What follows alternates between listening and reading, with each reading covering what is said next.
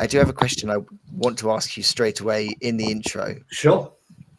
I seem to now, possibly by accident, be using our guest slots as opportunities to ask people what they think of lizard men, particularly when I notice that on the NAF you've not played them on like NAF, so I don't know whether you've played them at all. So I'm immediately just in case you have an opinion about lizards, which is going to make me cry. I like to get it out of the way now.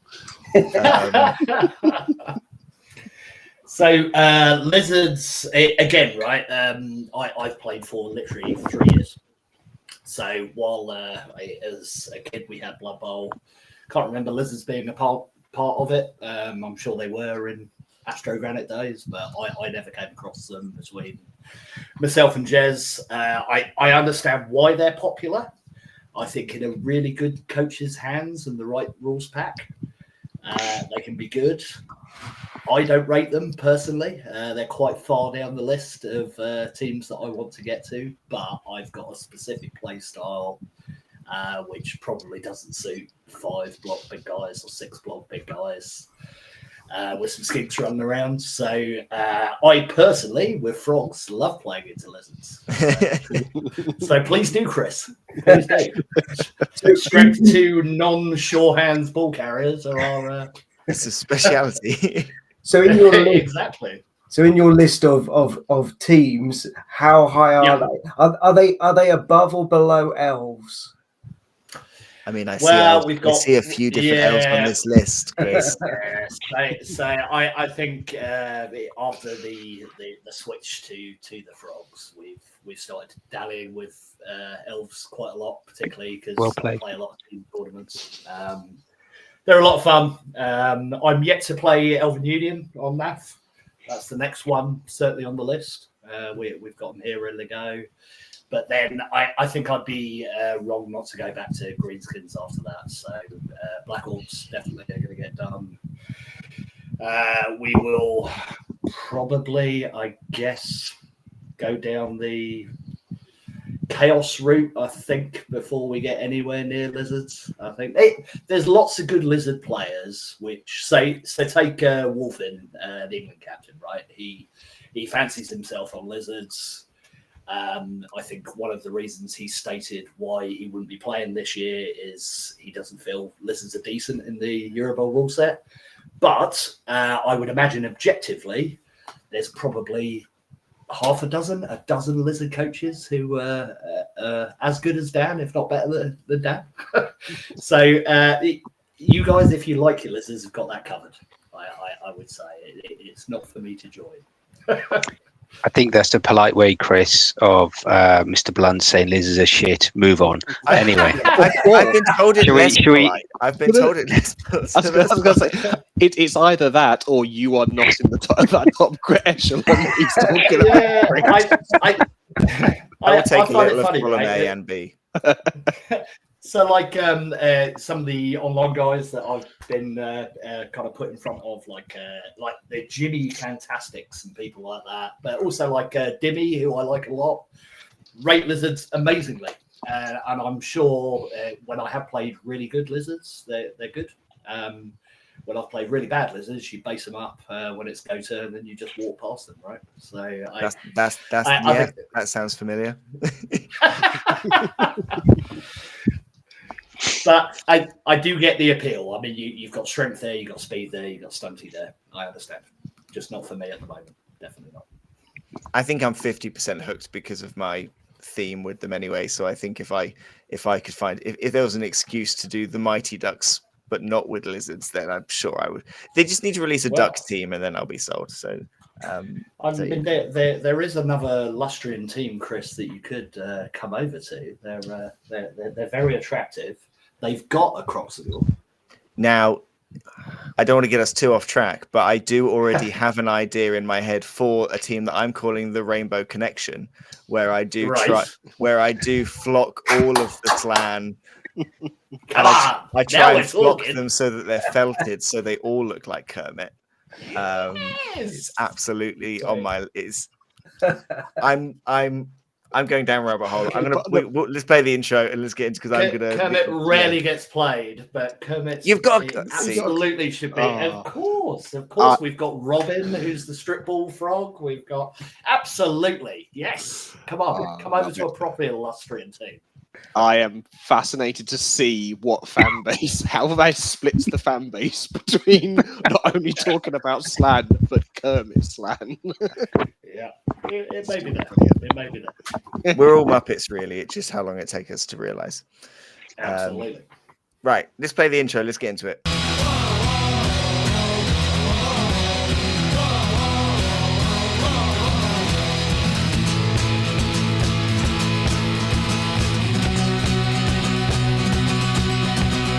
Hello, everyone, and welcome to New Dice Please, the bite-sized Blood Bowl podcast brought to you by the people at Blood Bowl Live. My name is Chris. Joining me this week, as always, Mr. Scott Bryant. Scott, what is your favourite summer activity? Good evening, Chris. Good evening, everybody. My favourite summer activity is sitting in the garden, listening to Test Match Special on the radio, drinking an irresponsible and frankly immoral amount of alcohol on a hot summer's day, knowing I'll get sunburnt the next, and suffer the next day. But hey, it's beer, it's TMS, live the dream. Mine is going to be very similar to that. So good play. Joining us also, Mr. Tom Hovell. Tom, favourite summer activity? I think it's on the same theme. I think a nice beer garden in the beautiful sunshine with a nice cold beer. I think we could all end up being a variation on a beer garden. Joining us as well, Mr. Tom Feeks. Tom, favourite summer activity? I don't know whether to just agree to it to keep it going, but mine isn't. Mine is on a really hot day. We've got a river about a mile down the road, and taking the kids down there and just letting them go nuts. You could take beer to that. It would be somewhat irresponsible. It would be incredibly irresponsible as the only adult there with two young children with running water. As you can all see, if you're watching this or if you're listening, then you'll find out now that we have 5 people on the screen, which means we must be having a guest in our midst, which means we must be doing some hot takes. We have got a guest with us to go over their 3 hot takes on Blood Bowl, and what a guest we have with us. I was trying to think, what things do I include in the intro? So let's start. Team England committee member, let's go for that. Somebody who at some point will hopefully be able to tell us the in-depth real picture on how Tom Feeks does in his Blood Bowl leagues. We also have badly. I can tell you that now.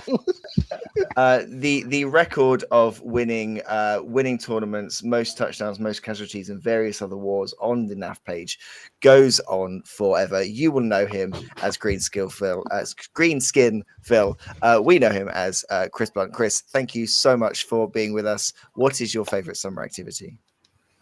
Gentlemen, it's a pleasure, but I have to go with how we started here. It's got to be barbecuing, right? I mean, we're British. We need to.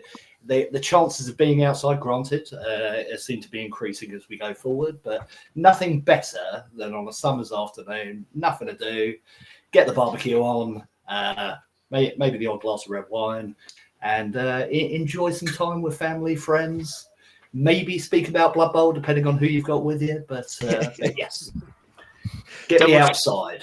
Yes, double check the level of tolerance of significant others to see roughly what you can get away with. Seems to be the go. Thank you so much for joining us. Are you going to say, sorry, Chris, are you going to say what your favourite summer activity is, or have you stopped doing your solstice pagan ritual sacrifices these days? I think his is too illegal. He's been told to stop streaking through the parks in Woodbridge. What, again? Mine is What's a banning order, hey?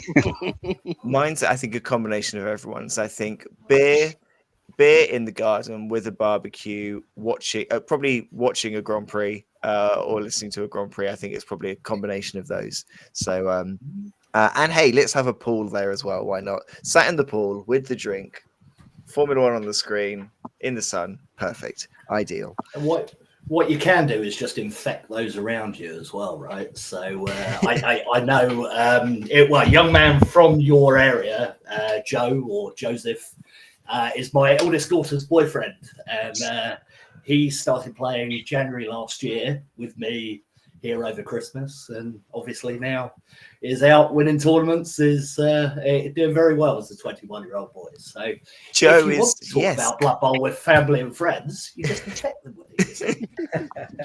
We know Joe. Joe came to death on the Deben in Ipswich Classic.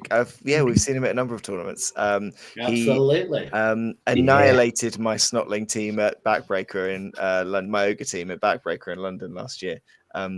Great fun. Well, look, we need to get down to the matter at hand, which is your hot take. So I will hand over to you, Chris. What is your first Blood Bowl hot take?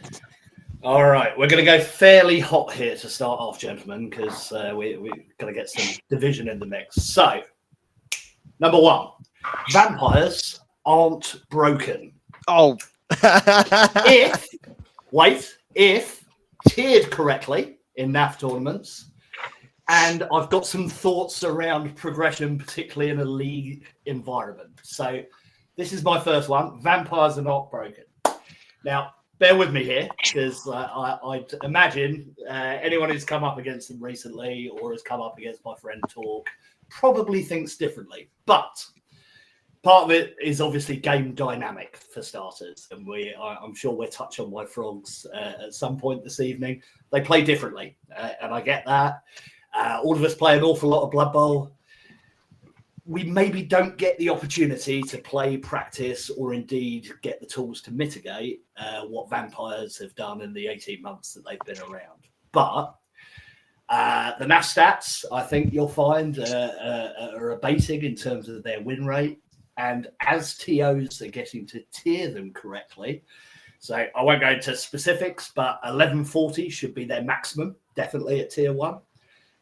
You can only have 5 skills because you can still get 6 vampires at that point.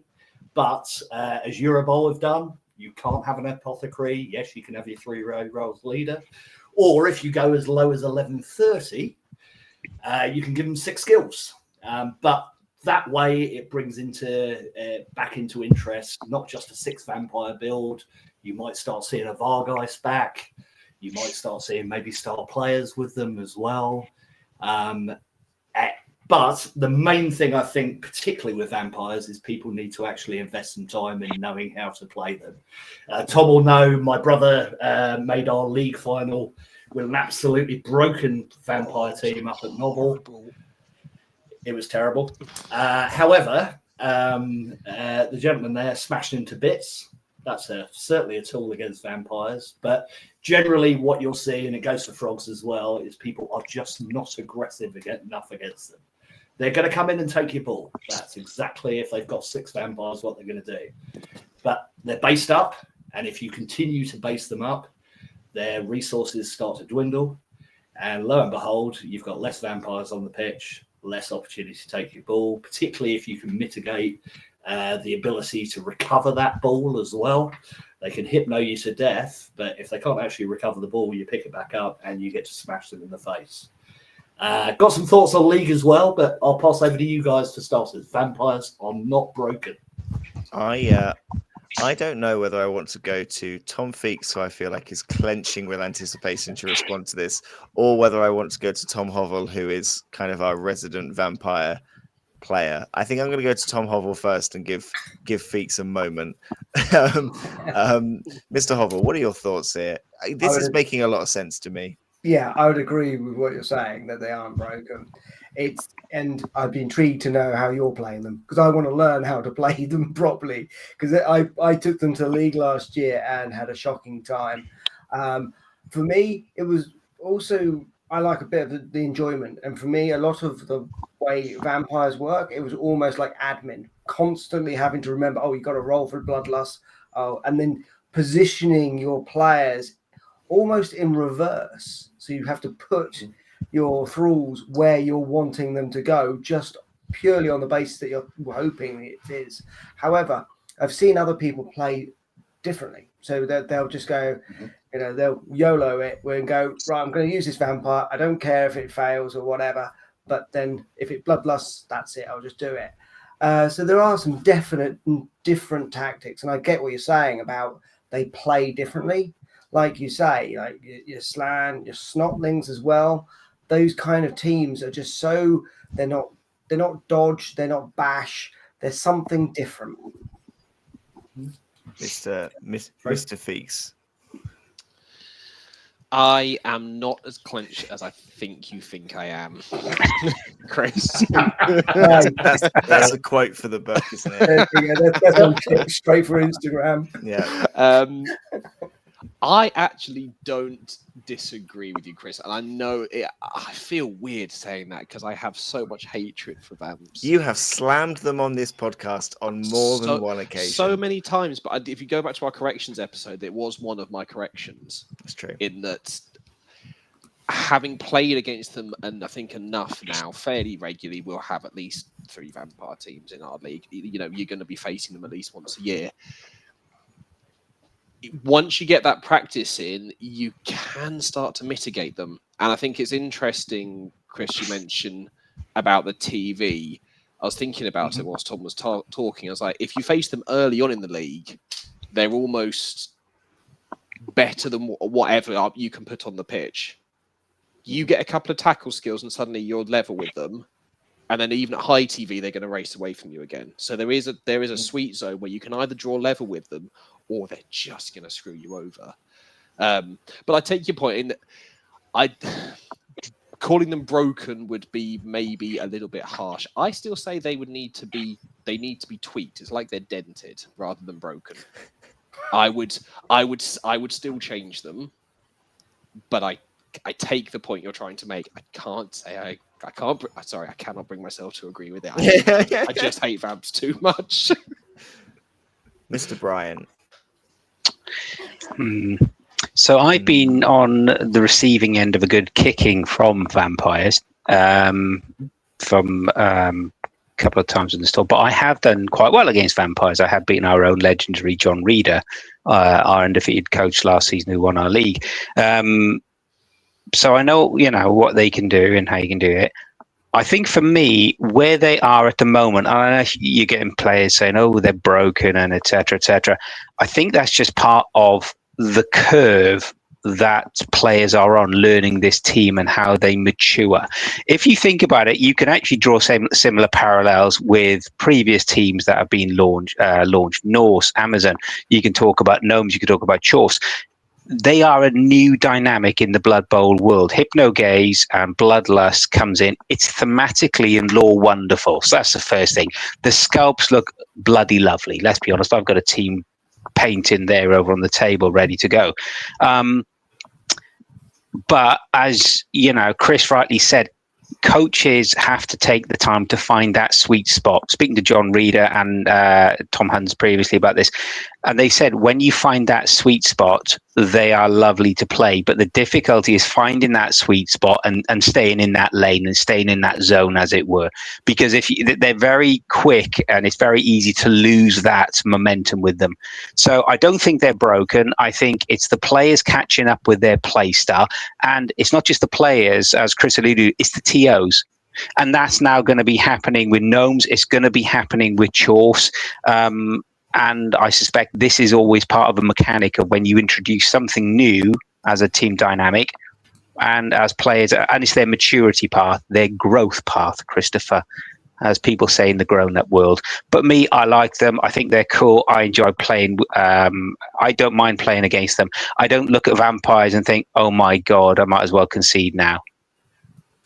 So I'm quite happy with them. So, Chris, out of interest, because I think you've made the argument, like part of the argument you've made is kind of like they're not broken if they're in the right place, which I think makes complete sense. Is there any team then other than vampires that you think are either broken or are often put in the wrong place, similar to be made broken? No, I think I predominantly play Nafstar, right? And we can get to the reason why I want to continue playing League and all the other ways to play Blood Bowl outside of it. But I think as coaches, when something new enters into your arena, whether that's Nafstar, whether that's League, whether that's online, obviously there's going to be pushback. I think Vampires obviously are a super tier 1 team in the right hands. But you could do the same argument, particularly in the Euro Bowl rule set, for things like Amazon at the moment as well. That yes, oh my God, they're overpowered. They're the best team in there. They have to be on every single 4-man team. Probably do need to be on every single 8-man team for Euro Bowl. I don't think that's necessarily the case, because it all can do, particularly in this, you've actually to play that race. Vampires are all well and good until you run into someone like Vampires and Scots, right? He's had an awful lot of success against Vampires. I think you'll find most people who play an awful lot, talking about structured or tournament style, will have ways to mitigate Vampires. Is that shared? Maybe not as much as it needs to, and maybe then the community can catch up with. And it's the same with Amazons as well. There are certain teams absolutely can feast on Amazon, I think. However, are people building in that way? Have people had sufficient? I mean, Amazons at least are on a lot of the online games, right? As well, if that's your bit, they're there in League quite a lot. But specifically with Vampires, if I can return to that, there's 2 ways I think to mitigate people not being so tilted by running up against them on a Saturday or on a weekday evening. As I say, with tournament structure, I think TOs can tier them correctly. But League is the interesting one, because as Feeks alluded to there, once they get past a certain TV, they can seem damn near unplayable. They're all 6 Vampires are certainly blodged up. They've maybe got strip ball, obviously, on the blitzers, a bit of frenzy as well for opening up gaps. So be creative with it. Obviously, our great Wobbit up in Novel would limit the amount of teams per division. So you've only got a certain number of Vampires for starters. Chance of them getting smashed to bits, hopefully, in the early game. So maybe they don't reach that. But you could maybe bring in some inducements with League. I like the idea personally of kind of like a disturbing presence inducement. You could call it a garlic bulb, maybe something around the 30k mark. You could spend three lots of 30k and have them stack as far as tackle zones, where that minuses your hypno. So if that comes in on you, you've got 3 different garlic bulb inducements on players over it. Maybe it's -3 to hypno to actually get into your cage in the first place. Think of it like guard corners, as you would, as you roll up the pitch. I've just got garlic inducements on each one of my corners, and they happen to have guard as well. Then it's a 3+. Maybe it's a 4+ to get in if you know how to structure your cage correctly. And again, I think the Blood Bowl community is super creative, right? There's no way that we can't make what is a very interesting, as Scott says, thematic, beautiful sculpts, not just the GW ones, but also the third party as well, playable without people feeling like they're just sledging uphill the entire time, which nobody wants, obviously. I agree. I think things like stab is normal, unless against a vampire. Right. It's like +2 or something. Yeah. Yeah, absolutely. Make them pay. Make them pay. Stake through the heart. I think that's a good shout, and I think more kind of creative additions like that in leagues and tournaments will help keep them kind of fresh as well, because you can end up going to sort of 5 tournaments in a row with the same rule set and the same kind of, and no gimmicks and anything like that. So even having kind of introducing those things to kind of leagues and stuff would help with problems like this, but also kind of keeps it new, doesn't it, as well? I really like I just think, particularly with the tournament bit, 1150 gives you too much for vampires, right? It gives you all 6 vampires, gives you 13 men, 3 rerolls and Lapo. It's too much. So TOs need to modify that accordingly. As I say, the 1145 skills or the 1136 skills, maybe then you start seeing the Vargeist again, which a lot of the times were there to start off with. A lot more thematic, great model. And it's another thing for coaches to have to mitigate against, right? I mean, it can be terrifying You take that big guy on a normal team, and poof, that's it always activates like a rat ogre. It's got the claws there to start off with. It's scary. You're just not seeing it in a lot of tournaments at the moment because TAs aren't allowing for it. You don't need a tier 0 like so some would have the old Underworld in, but you do need to put that thought in as far as what you're actually asking players to come through tournament. Some dirty bastard is going to do it. That's the problem. I think that's a very good shout. That's a very good start, and I'm gonna just cut the clip of Feeks' reaction to you initially announcing it as my text alert tone going forward. What is? Let's move on to number 2 then. What is your second hot take for us? Okay, slightly less hot because I have heard previous hot take episodes, but slightly personal to my heart as well. We need more teams. We don't need less. Don't croak the frogs. Do not croak the frogs. Steve Cross, I'm looking at you up in Nottingham area, but I've got reasoning behind it as well. Reasoning behind it, gentlemen. We shouldn't croak the frogs. Unlike the previous topic, they're certainly not broken. They require a fair amount of skill to get them to know right, particularly tiered.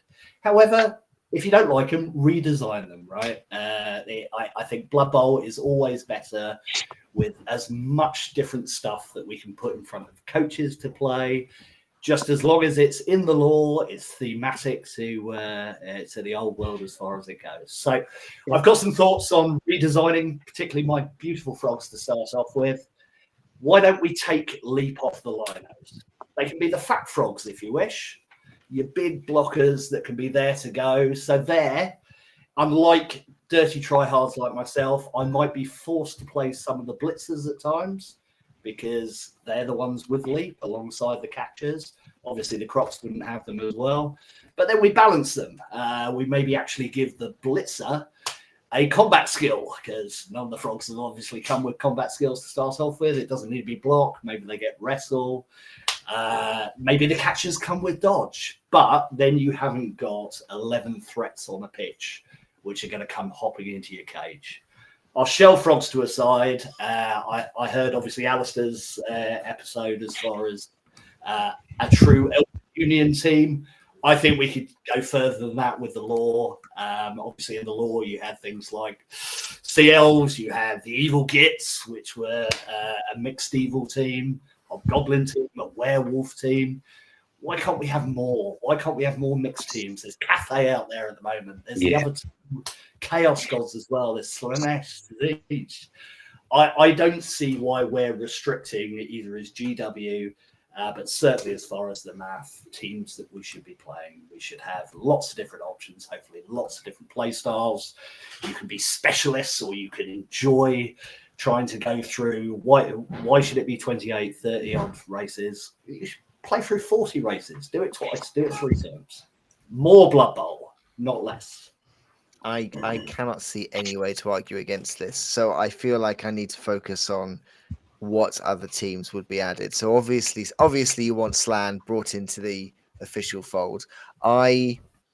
You said werewolves there, and there was a tournament I went to end of last year where you could use NAF secret teams, and I didn't take werewolves, but I wish I did because the concept behind them is just phenomenal. It's for anyone who doesn't know, you have a team of thralls, but all of your thralls have lycanthropy, so you roll to see whether they turn into a werewolf. So the prospect of having an entire team of werewolves is there. Yeah. You could have an entire team of basically like thralls and have a very bad day, but you could have an entire team of werewolves. So that is phenomenal. I guess like my only challenge and question on it is how much where do you think the line is? How much wiggle room do you think there is before teams are kind of too similar and it's kind of just a reskin rather than a different kind of setup? I mean, we've had, again, been playing for 3 years properly, right? We've had multiple reskins in the 3 years that I've been back. I can't think, honestly, if we're talking Amazons, vampires, okay, Chorfs, if you're an aficionado, you probably didn't particularly bet, but I've seen tournaments won with them, and I've seen good coaches doing well. There's nothing wrong with a reskin if it's thematic and fits within the game dynamic as a whole. And I would look at, like, I've also been to a mixed team tournament as well. I started predominantly tournament Blood Bowl because of the Bonehead guys who are down here. They run something called Bonehead Bowl where you can run 2 mixed rosters. So I've run Frogs and Dwarves one time. I think I've run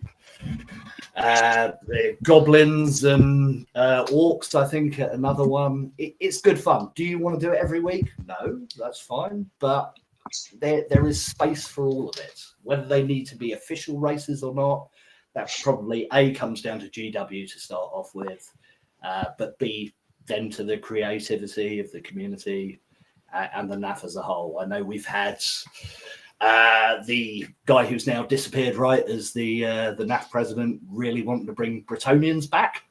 I don't think I'd be standing for NAF president purely to bring frogs back if they were negated. But there's surely a balance here, right? that we all know and love the game and play it enough that we can strike a decent enough balance where we're having sufficient variety without killing things off completely. So with your new teams, would you also mean new skills? A bit like you've got with the gnomes and other kind of traits they bring in. New traits, yeah. Would you, or would you find that become too much, like you're constantly facing a book trying to work out if what the skill does and how they interact? It's tough, right? Because again, even in my limited window of, I suppose, competitive Blood Bowl, we probably need, if not a new edition, a correlation of those things coming together. Because you're right, you don't want the barrier to entry where, yes, you've got now a rule book, which is 5 years outdated, right? And then you've got an FAQ, then you've got spikes on top of that. So yes, it'd be lovely to bring together. I don't see why hit and run couldn't be a skill which could be accessed by other teams. You'd have to think about the dynamic. You don't want it on gutter runners, obviously. No, I do, because it makes you maybe do, Tom, but trying to defend the one turn is a pain in the arse anyway in tournament play, let alone just a push. I definitely want a squig team. Yeah, so this is what I was going to ask then. What would be like, so I think we're all in agreement that more teams is great. So what would be everyone's kind of one go-to team? So Tom, you're thinking squigs, yeah? Squigs, yeah, absolutely. Mr. Bryant? I'd like a Cathay team. Cathay? I think some of the, I just like that because I think it could be very, very different. And my only thing I'd say on that, which Chris has touched upon, we sort of touched upon it. I think irrespective of whether the next team is Slan, whether it's High Elves of the Rumors, whether it's Cathay, whether it's Squigs, Deep Idneth, Deep Kid, whatever it is, you will always get people who will say it's broken because they don't understand how to play it. How does that dynamic, how does that play style, the dynamism, how does that integrate with the existing core 30 teams? So whichever team you bring in, you will get people who say, oh, I don't like it because it's changed. You will get people who have been itching for it for so long, whether it's nostalgia or just they like the aesthetics, the lore, what have you. And then you'll get people who will go, yeah, buy it. I think from a business perspective, it's a huge opportunity for GW, but 40k is their baby at the end of the day, isn't it? So we shall just have to keep pushing and doing it. But, if we can get GW and NAF together on the same page, I think if the more pressure and the more Blood Bowl is growing and the more we can all do for the community, I'll get off my soapbox after this. The more better for all of us. Amen, brothers and sisters. Feeks, what would be your team? I'm not sure on the race, but it would be a Zinch-based team. Very nice. I'm not sure exactly what it would look like. You're just dirty old man, basically, Feeksy. That's all you are, mate. Yeah. How does No, I that just- look then, Tom? How does the Zeech-based team look? Are they all going to be kind of illusionists? Yeah, it'll just be teleporting places? Or? that's it'll one be thing. scale models of Maria Sharapova, wouldn't it, VC? A well-known worst approach. Where are you? No, I don't know, but I feel like introducing something like that, it wouldn't be very popular. But you're right, the sort of illusionist, trickster vibe. I'd love to give that a shot. I would like. My knowledge of any lore outside of Blood Bowl is almost non-existent, which means I don't know if any team that I could come up with would actually fit in. But I do want a team, and I want them to be full of dog people. I want the linemen to be schnauzers. I want border collies to be your catchers. I want some like German Shepherd blockers.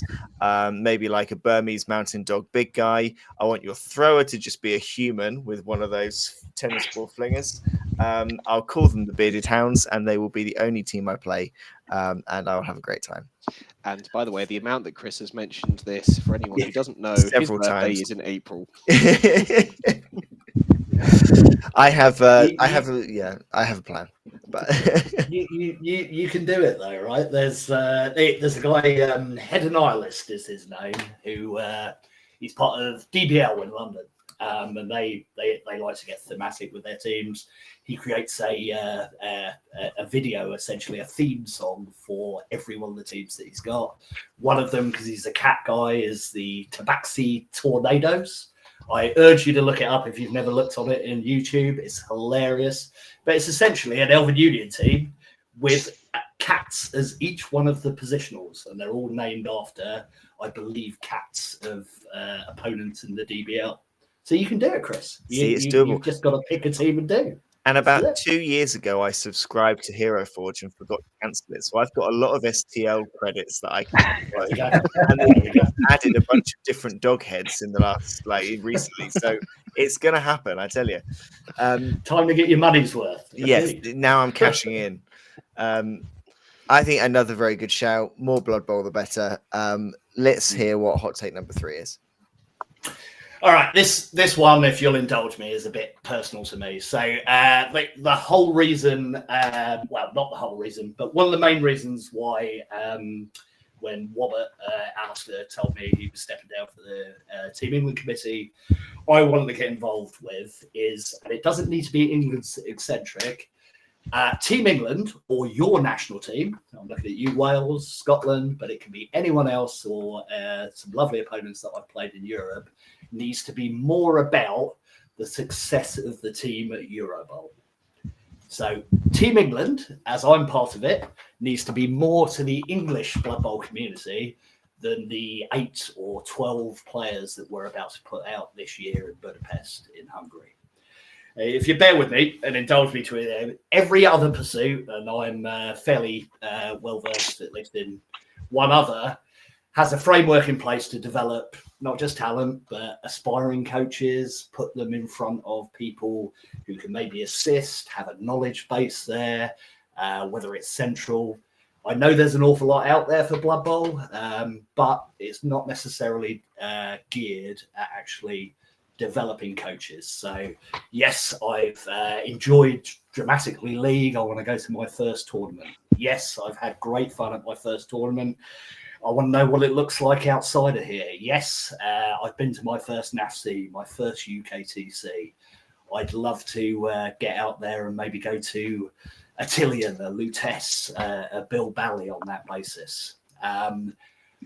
The NAF does a great job, I think, albeit I know that it's got its detractors of organising at least a central tournament scene, tracking people's results, obviously assists with things like the Eurobowls, the World Cup. The regional guys do a great job, obviously, putting that out there. Our league commissioners, our tournament organisers are obviously second to none in their locality or however big you want to be. But who is actually looking after the growth of coaches within the national game? I think that, at least for England, should be Team England. And I've obviously stood on that basis. I've got a couple of bits that I'll touch on, I'm sure, in a second, but that to me should be really important. We need to do more. So how do you how would you, short of kind of just making sure coaches have, I guess, support to learn, is there kind of a particular thing that you would try and instill here? Like, do you think there's a particular play style that you get sort of in England compared to other coaches, or is there a particular, like, if you were talking, for example, about if you're talking about like a sport or something like that, then sometimes there are countries with play styles and ethoses and stuff that then that's Absolutely. kind of what you start to nurture.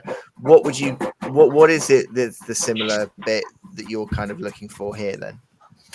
Yeah, so yes, I do think that's the case, Chris. So having had the opportunity, certainly the last kind of 2 years since Alicante, to travel a lot around Europe, each nation has their own different play styles. So we're actually not very bashy, if you believe it, in comparison to like the Italians, the Spanish, who like mighty blow across their rosters. We're seen as kind of an elvish nation. Maybe that's the coaches who have travelled abroad so far. But I think for me, at least, one of the things that at least I've got agreement on now is a like Team England central knowledge database to start off with. So obviously, me being me, I've linked this. There's been a guide to playing vampires out there by one of my teammates for TNT for quite some time, which Torquemada, Carl. A specific way that he plays vampires. It's about an 8-page document. He's shared it with coaches of the last. That needs to be on there. KFO's One Turn series, which actually is Blood Bowl 2 based. That needs to be on there.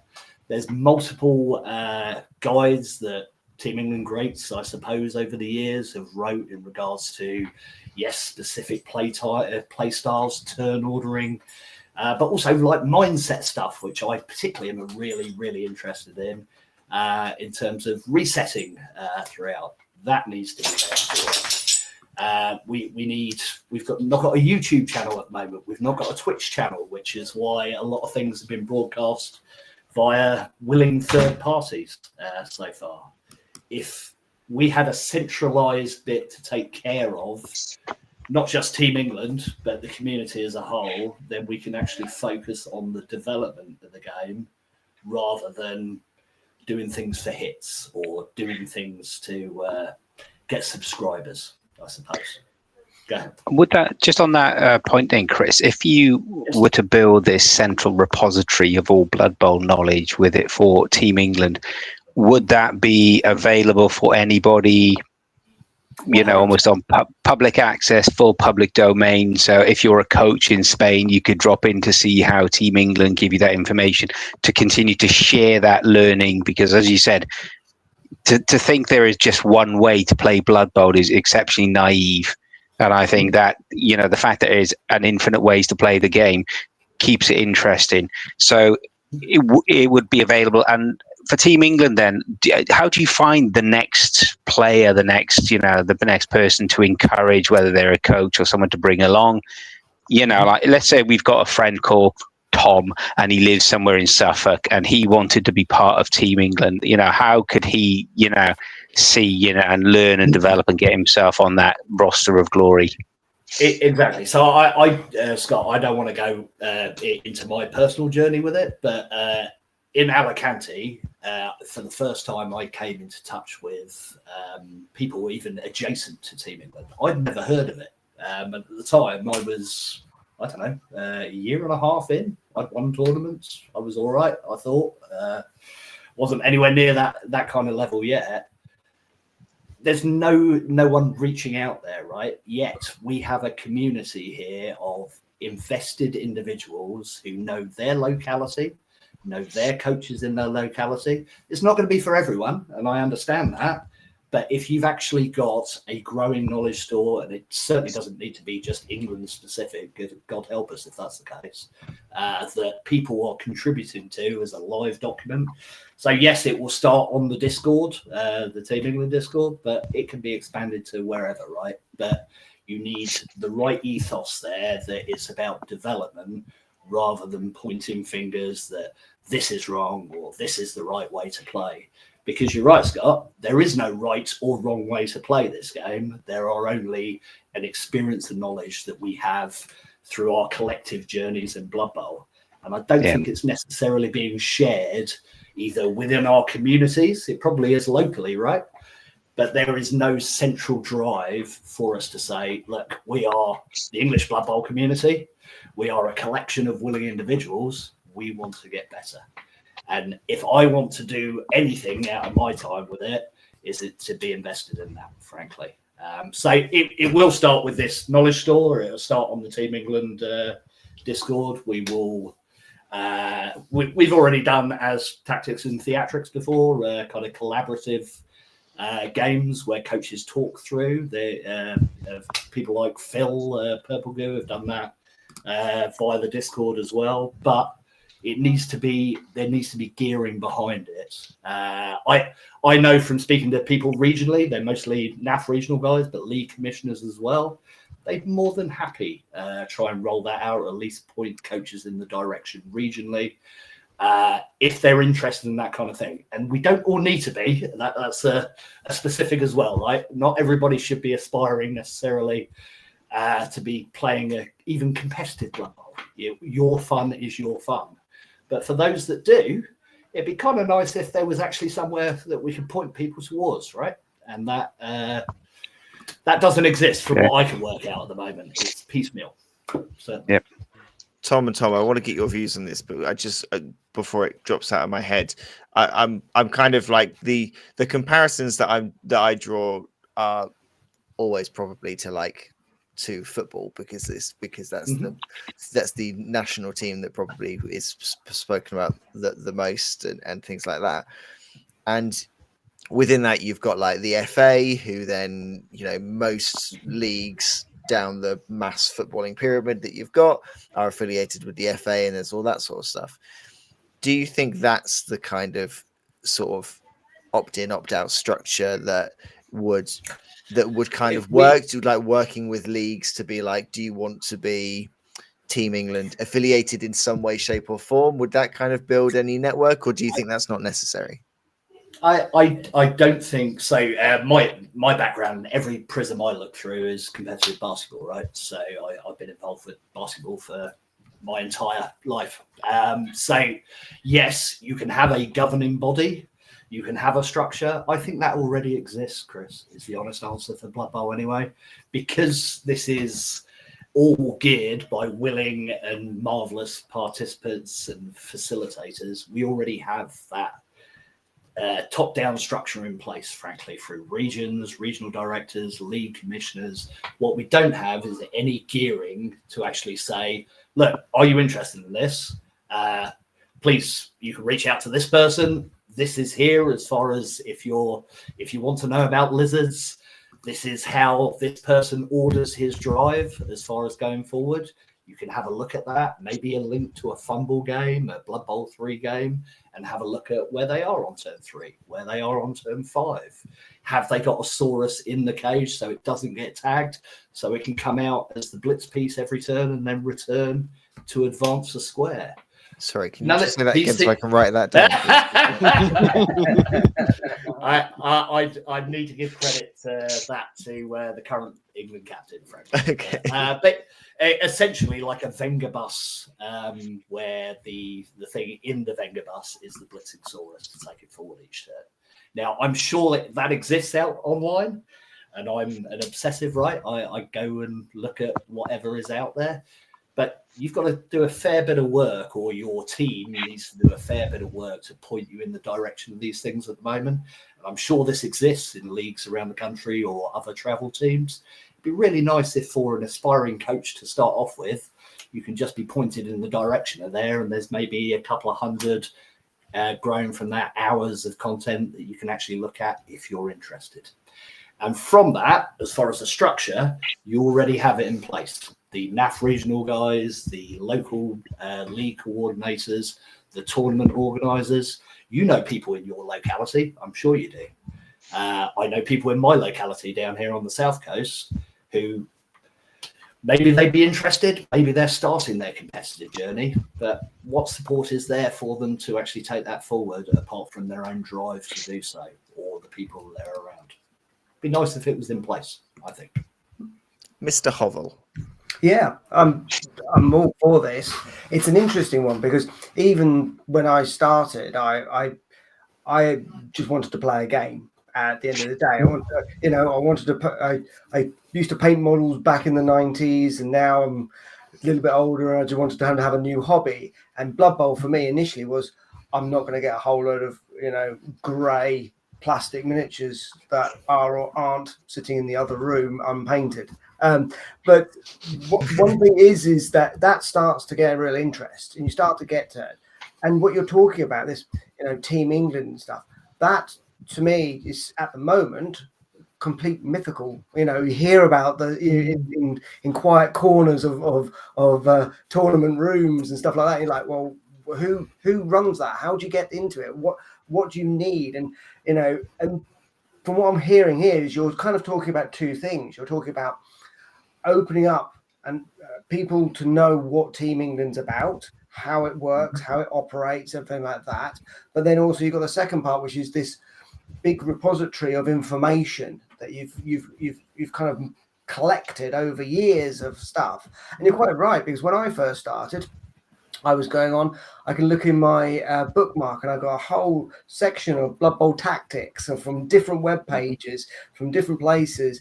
And again, you have to go, oh no, that was 2016 rules, not 2020 rules, and all those kind of things.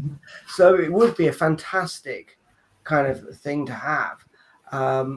And it's also basically can be for both casual players, for the repositories, just go in and go, right, I'm going to going to a tournament. I might take vampires, for example.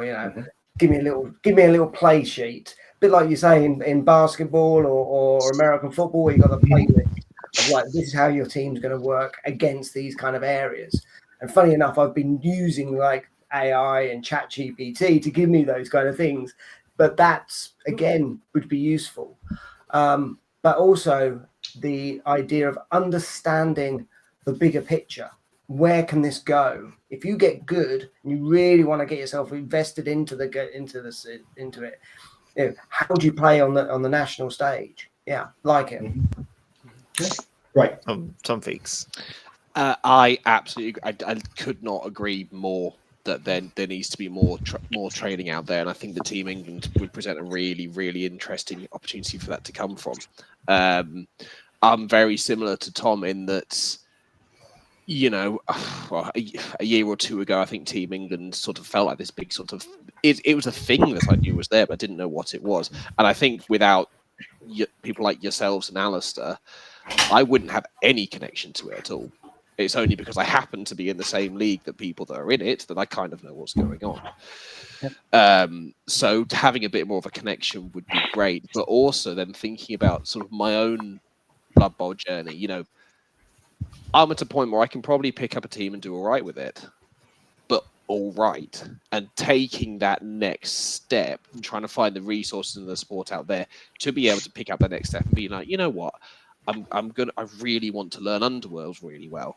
I can pick up Underworld. I can play Underworld. I like playing Underworld. I'm taking them next season. I hope they're not going to just implode on me. But taking that next step, I know it's a big hope. I'm asking a lot. But taking that next step is trying to find out where that is, because you look online at the moment, and no disrespect to these guys at all. I say this, I'm a big fan of their stuff. You look online, it's all Eddie Davo, Misspelled Tree, Jimmy Fantastic. No disrespect, it's all good content, but it's only a few people's opinions. And they're very good players, but it's only their way of playing, and that doesn't necessarily suit you. So if there was the repository of people just saying, oh, look, you know what? I just do this little bit differently and it tends to work. Great. But being able to go in there and pick it up, I don't think I'm never really going to be at the Team England level. Even if I was that good, I don't have the time to commit to anything like that. But regardless, but having the option there for someone who does want to go from someone who's good to someone who's very good, yeah, absolutely behind that. And if you need a test subject, Gladly, Tom. Gladly. Chris, I think that's a really good take, and I think anything that the ongoing success of sort of Team England will depend on who plays and how coaches who know that kind of setting and know what's going on there, how they pass that knowledge on and that kind of nurturing of people. And like you say, it's not about telling people how to play, it's about giving people the chance to find out more information about how to play and more ways to play and finding what works and pursuing it. So again, I maybe look at it differently, probably to an awful lot of the teammates or the committee. The ongoing success of Team England, it'd be nice if we won in Budapest. I think we've got as much chance as anything else. But that's not the success of Team England. The success of Team England is, can we get a group of coaches that develops, that bloods new people, that continues to develop over time, and that the community is actually invested in. And I don't see really, without spending some time towards that community, how that is successful. So I think it works for Team England as much as it works for the community as well. But we'll see. I don't know. 3 very, very good takes. And 3 very different ones as well. So it's always good to kind of get that kind of lens of kind of where you're coming from with these. And I think, I'm very impressed with all 3 of these. We now come to the part in a Hot Takes episode where I start to sweat because I'm going to hand over to Mr. Scott Bryan. Scott, over to you. Thank you, Mr. Coe. Good evening, listener. Just to start this part of the Hot Take show, which we call Quick Fire Coach, this is the traditional opportunity within the show. It's about gauging the true level of you, Chris Blunt, as a Blood Bowl coach and your Blood Bowl coaching persona. Are you a true Blood Bowl hero, or are you simply that guy? Now, before we go into this is the part of the show that people hate to love and they love to hate it. Just some things that came across after the last episode of Quickfire Coach. An official appeal was lodged, not by Alistair Pring, but it was lodged through our secure channels to protect the informant. And whilst we appreciate the possible emotional trauma this may lead, what I can say is that based on appeal and a successful appeal, that top of the leaderboard at the moment is Mr. Alistair Pring on 8.5 points. This discrepancy has been escalated to our ethics committee for an internal investigation. Like with any ongoing investigation, I cannot comment at this time for fear of repatriation and owed monies. Anyway, all we can assure you, I've got no idea what you're about. I know. All I can assure you, dear listener, is sanctions will be severe. Anyway, we digress and we go forward. We go forward to see for the next 30 seconds if we throw a series of Blood Bowl questions at Mr. Chris Blunt. How is he in the ranking of Blood Bowl aficionado, royalty and greatness? So, Mr. Chris Blunt, are you ready, sir? I'm born ready. Hit me, Scott. Let's do it. That's £20 an hour, and we can talk about that offline. Right, okay, here are your questions, sir. Question number 1, block or dodge? Dodge. Question number 2, best thing to throw, teammate or bomb? Teammate. Question 3, Team Poland or Team... Okay. Question 3, Team Poland or Team France? France. Question 4, block skill, can't get enough or needs to be capped? Needs to be capped. Question 4, GW have said you can have Slan, but too much green already. Which team goes to make way? Orcs, Gobbos or Snotlings? Snotlings. Question 6, team I most hate to play against is? Oh, Christ. Nurgle. Okay. Question 7, Grack and... Nurgle. Okay. Question 7, Grack and Crumbleberry or the Swift Twins? Best twosome to make a threesome? Swift Twins, if you can afford them. Question number 8, 2 heads or long legs? 2 heads. Question number 9, least favourite Blood Bowl model to paint is? I'm having a nightmare at the moment here with Hathark because I'm a filthy taking him to Warhammer World this weekend with Orcs at 1100. Excellent. Okay. Power gamer. Okay. Question number 10. I'm sure I've started and I'm sure I'll try my best to finish. Most romantic Blood Bowl gesture for the one you love. Naming your first child Morg or full back tattoo of Cindy Pie Whistle. I mean, thankfully, I'm way old in the tooth, so I'm not going to be naming a child Morg. So a full back tattoo is Cindy. Good go. Okay. We'll have to go with that one, I think. Excellent. So that comes to the end of that. So whilst we go, and that goes to our ethics committee, who is no particular methodology of scoring these, purely subjective. If you do wish to know your score, you can always fill in the form online and send it to us in triplicate, and then maybe one day we will get around to it. But we will be sending you some decent dodgy merch in due course. So with that all wrapped up, over to our ethics committee, the man with all the answers, the man who can, Mr. Christopher Coe. Mr. Chris Coe, what was the scores for Mr. Chris Blunt, please, sir? That was a 9 out of 10. No! Well, I that's... can get her in here, but if I could call Lily Morg. Well, all I can say is that, Mr. Chris Blunt, congratulations. You are top of our leaderboard. Congratulations, sir. Will you ever be knocked off that? Who knows what the idiocy of this world can bring, but congratulations, and we hope that is something you will treasure for as long as you play Blood Bowl. And thank you very much. If I will create a plaque and stick it behind me here. As marvelous, gentlemen. Thank you very much. I appreciate it. The thing I love about Quickfire Coach is it's like releasing a bird back into the wild. Like there's a good chance it flies off into the trees in spectacular fashion, but there's always that chance that it will just swing around and come back into the window that it hit, and the reason you've got it in the shoebox in the living room in the first place. And you never really know, and like it's like that, well done. Well, I mean, hey, if you're listening to this and you've got an opinion on any of those hot takes or any of those quickfire coach questions, Mr. Scott Bryan, how can people get in touch with us?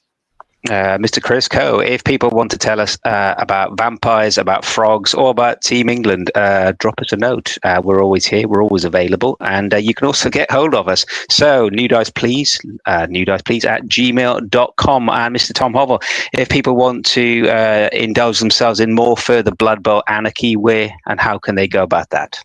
Absolutely. So you can get us on the socials, where we've now hit triple figures. We've now got 100 followers on Instagram, ladies and gentlemen. So we're in the big leagues now, people. So the next one we're also on is Blue Sky as well, both under New Dice Please. And you can see us as well as hear us on YouTube under Blood Bowl Live. Mr. Tom Feeks, word of the day? Fuck sheet. Oh. What did you say? Tuck sheet. Fuck sheet. How are you spelling that? F-U-K. I thought it was PH. Right, and one for the kids. What's that? Can we get a clarification? Yeah, what's the definition? Oh, the definition, it's another word for a sail on the foremast of a ship. You know what you're doing. I have no idea what I'm doing. On that note, Chris, thank you so much for joining us. It's been an absolute pleasure. Thanks so much for your time. Thank you, Mr. Bryan. Thank you, Mr. Hovell. Thank you, Mr. Feeks, I guess. Thank you, everybody, for listening. We've been New Dice Please, and we'll see you next time.